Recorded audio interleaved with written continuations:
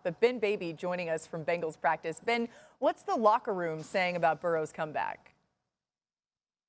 You know, just like you heard Zach Taylor say, the players say that it's almost like Burrow never missed any time, even though he's been out for most of the last 6 weeks. He said that they had a plan in place, that Bengals were able to get 2 practices in before they go on this extended break, before they get ready for week 1. Now, speaking to Callahan about the plan for Burrow moving forward, the next steps are to get him in those intense team periods, which is something that Burrow has not done yet.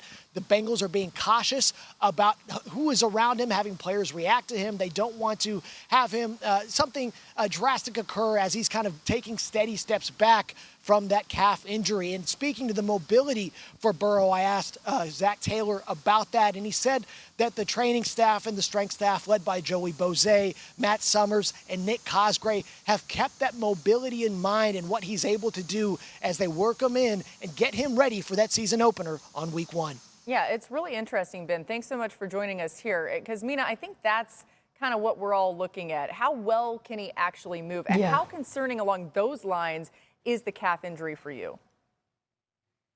The mobility is going to be the thing that I'm watching for over the first few weeks of the season, because Joe Burrow, even if he's immobile in the pocket with that ball coming out quick, he's fantastic at throwing in rhythm. He's had one of the quickest releases in football last season. But there's a difference between being efficient and making the spectacular plays that he does at times, and many of those come, as you see here, when he is on the move. In fact, on plays where he was what the NFL classifies on the move, which is 8 miles per hour or more, he had the best QBR in football last year. He had the highest completion percentage over expectation in football last year. That's a metric from Next Gen Stats that basically looks at the difficulty of the throw. So a lot of those wow plays came when he was break and contain, as he so often does. And something I'm nervous about and something I'll be watching for carefully is to see what does it look like when he is forced to do that. Yeah, something I'm always nervous about is whether or not he's protected by the offensive line. Bill, the Bengals adjusted their O-line again, moving Jonah Williams to right tackle with the addition of Orlando Brown, who's obviously a great offensive lineman in his own right. But how confident are you in their ability to protect Burrow, especially knowing he may not be 100%?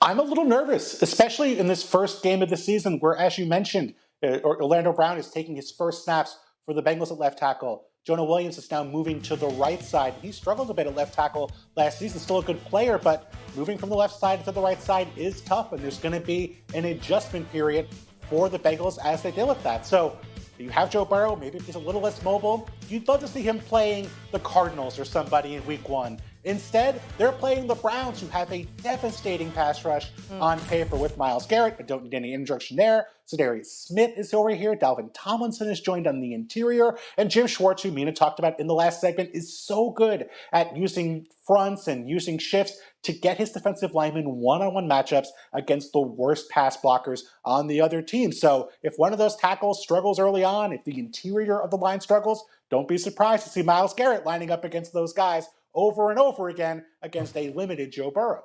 I think we're all like making the same face. It's like, this is not good.